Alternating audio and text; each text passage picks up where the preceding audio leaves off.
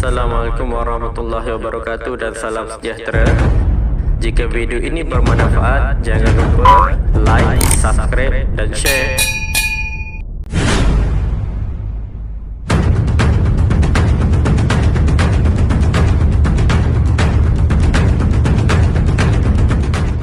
Okey, baiklah, sekarang kita akan menerangkan tentang potensi pelaburan di dalam cryptocurrency. Seperti yang kita tahu kan, Bitcoin ini adalah mother of coin. Jadi mother of crypto.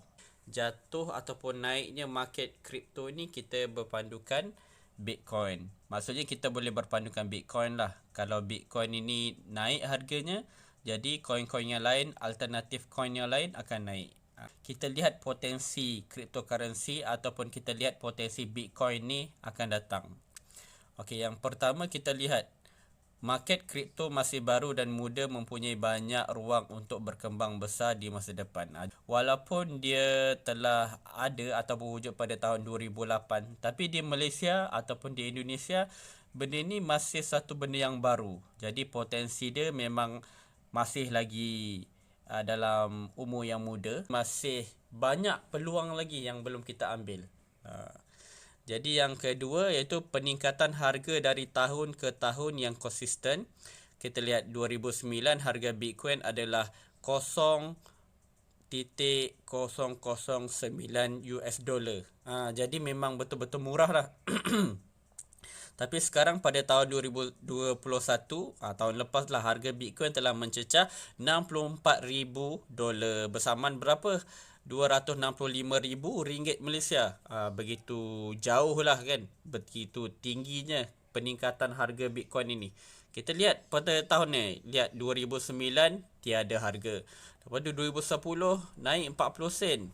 2011 $2.50.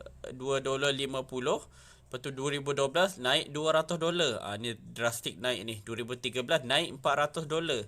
Dan 2014 $1,050. 2015 jadi 2,000 satu Bitcoin. 2016 3,050 dan 2017 20,000. Kita lihat lagi. Dan terakhir tahun lepas 2021 64,000 US dollar. Jadi peningkatan ni lah, bayangkan daripada tiada harga 2009, lepas tu 2014 1,050, lepas tu 2021 64,000. Jadi ini yang dipanggilkan potensi yang perlu kita ambil peluang ini. Jadi kita lihat limited supply dan tidak boleh ditambah kuantiti seperti mana yang berlaku dalam fiat. Jadi benda ni tidak akan berlaku inflasi, pencetakan yang berlebihan ke terlalu banyak, sebab benda ni dah fix 21 juta Bitcoin sahaja di dunia ini. Dan ianya satu revolusi di mana satu masa nanti teknologi blockchain ini akan diguna pakai secara menyeluruh di dalam kehidupan harian kita. Jadi benda ni lah yang dipanggil revolusi. Iaitu yang kita faham, revolusi ni satu benda teknologi yang kita suka ataupun tidak, benda ni akan diadaptasi dalam kehidupan kita. Jadi benda ni akan kita perlukanlah untuk memudahkan kerja kita. Sebab itulah kita lihat di antara potensi-potensi Bitcoin ini akan datang di dalam kehidupan harian kita. Okey, kita lanjut. Kita lihat ini Bitcoin halving. Halving ni iaitu sistem bagaimana Bitcoin ni dikeluarkan. Setiap 4 tahun dia akan dikeluarkan separuh. Lagi 4 tahun akan datang, dia akan keluarkan diseparuhkan lagi. Jadi benda ini kalau nak tahu lebih lanjut tentang apa itu maksudnya halving itu, bolehlah search sendiri ataupun cari kat YouTube apa maksudnya.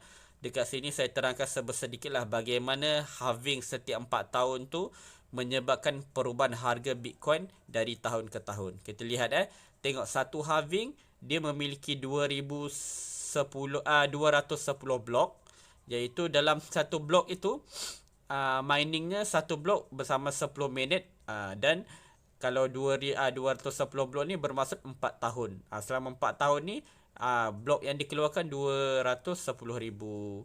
Dan kita lihat satu blok awal-awal dulu, permulaan dulu adalah satu blok mengandungi 50 Bitcoin. Jadi kalau 210,000 blok bersamaan 10.5 juta Bitcoin. Tapi pada tahun itu, pada tahun setelah 4 tahun setelah halving tu, iaitu pada tahun 2012, Bitcoin menjadi 200. Dia setiap kali halving, insya-Allah harga akan bertambah naik. Jadi kita lihat tahun yang seterusnya setelah 2012. Halving yang pertama ni, yang awal-awal tadi penciptakan Bitcoin kan.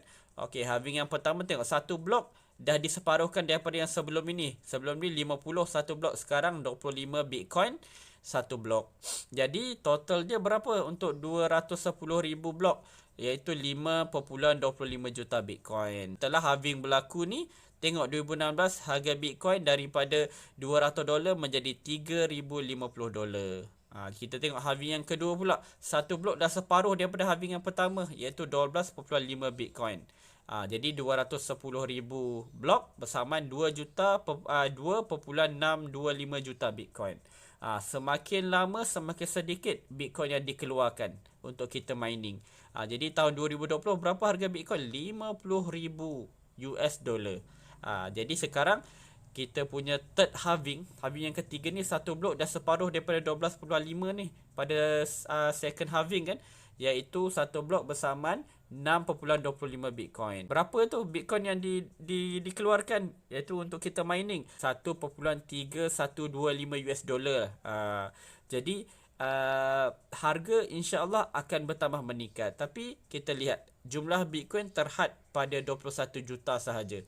Dan halving yang ketiga ini pada 2024 ni, bilangan unit Bitcoin akan telah dihasilkan ataupun akan menjadilah 19.8 juta sahaja.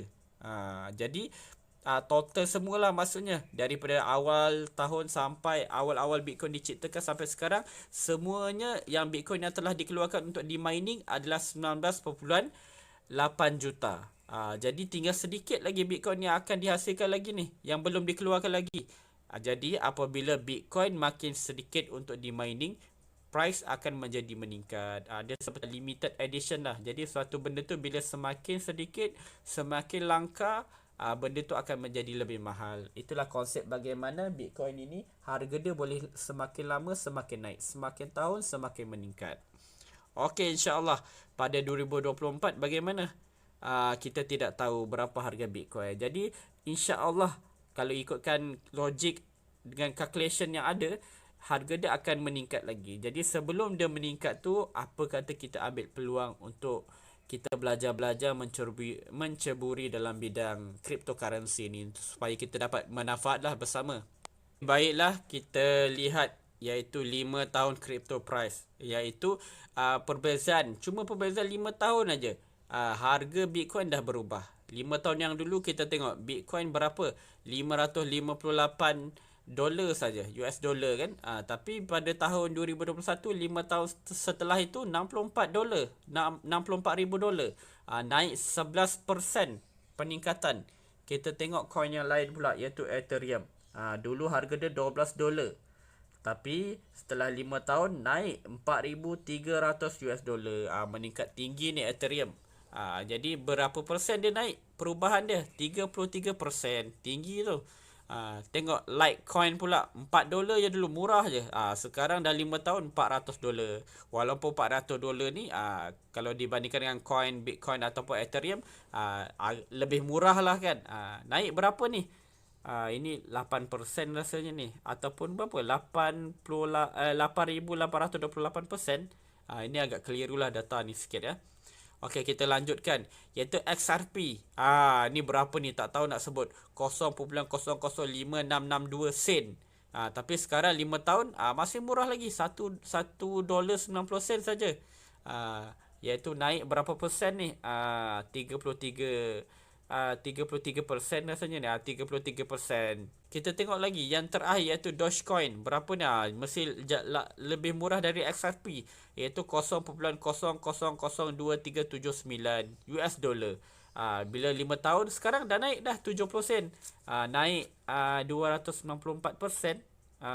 Jadi benda ni lah yang kita harus faham, bahawa semakin lama semakin mahal ataupun meningkat coin-coin ataupun cryptocurrency ni. Seperti emas juga, semakin lama semakin tinggi harga. Di sinilah kita tengok potensi-potensi ni kan. Kalau kita mula awal, insya-Allah kita dapat hasilnya lebih banyak, lebih awal. Jadi bagaimana kita boleh ambil manfaat daripada perkembangan atau revolusi cryptocurrency ni. Masih banyak lagi coin-coin yang lain selain daripada Bitcoin, Ethereum, Litecoin ni, XRP, Dogecoin, banyak yang lain lagi. NFT coin masih ada dan banyak lagi coin-coin yang jauh lebih murah yang boleh kita beli. Okay, kita lihat ni, bagaimana nak mula pula. Kalau untuk mula, kita kena faham dalam dunia cryptocurrency ni, pilihan mahu jadi investor ataupun trader. Trader ni bagaimana? Trader ni adalah keuntungan dapat dalam jangka masa pendek ataupun hasil setiap hari. Pagi kita beli, tengah hari kita jual. Petang kita beli ketika harga murah, kita tengok bila malam harga naik kita jual. Jadi keuntungan kita dapat setiap hari. Dia berbeza dengan investor. Investor ni pula keuntungan dapat dalam jangka masa panjang, hasil harus tunggu lama. Dia ni seperti emas lah konsep dia. Kita beli, kita simpan lama-lama 5 tahun, 7 tahun, 8 tahun, 10 tahun. Kita tengok harga dah betul-betul mendadak naik, baru kita jual. Untung memang banyak, tapi cuma kita kena kesabaran lah, makan masa lama sedikit. Di sinilah kita punya, maksudnya kerja lah. Bagaimana kita nak ambil bahagian dalam cryptocurrency ni, iaitu kita nak jadi trader ataupun investor. Trader ni kita jual beli setiap hari, untung dapat setiap hari. Ataupun kita beli je kripto tu, kita tinggalkan dalam akaun kita, kita simpan lama-lama, kita jual bila 5 tahun akan datang, bila harga dah naik. Inilah antara cara-cara lah bagaimana kita nak dapatkan keuntungan dalam dunia cryptocurrency ini. Okey, seterusnya kita lihat.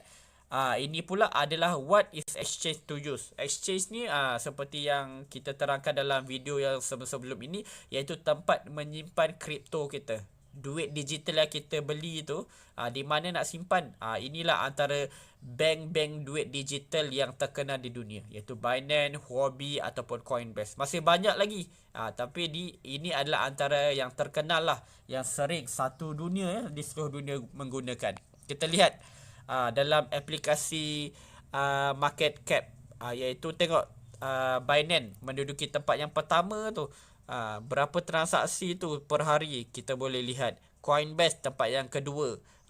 Kalau Huobi pula berapa dia tempat yang keberapa? 1, 2, 3, 4, 5, 6. Tempat yang ke-6. Masih lagi dalam ranking-ranking top 10 lah di dunia. Ini adalah coin market cap ini adalah satu data menyeluruh data keseluruhan di seluruh dunia, bagaimana berapa ramai yang orang transaksi di dalam exchange. Jadi dia susunlah mengikut berapa banyak orang guna setiap hari. Jadi Binance pertama, Coinbase yang kedua, dan yang ketujuh yang ketujuh iaitu Huobi Global. Jadi memang top 10 di seluruh dunia ini antara bank-bank yang kita boleh simpanlah kripto kita untuk kita selamat. Okey, baik, sampai sini saja buat masa ni penerangan saya tentang potensi cryptocurrency, iaitu semakin lama semakin meningkat, dan peningkatan ini masih awal, belum terlambat untuk kita ambil bahagian, dan di mana kita nak simpan cryptocurrency yang kita beli, iaitu exchange yang terbaik di dunia. Dan apa yang kita kena buat sebenarnya bila kita dah beli, kita boleh pilih nak simpan lama-lama untuk diinvestkan, ataupun kita nak jadi investor, ataupun kita nak jual setiap hari untuk kita menjadi trader. Jadi sama-samalah kita buat pilihan yang terbaik untuk masa depan kita, insya-Allah. Lebih kurang apa yang saya kongsi ini, silap salah saya minta maaf. Sekian, terima kasih.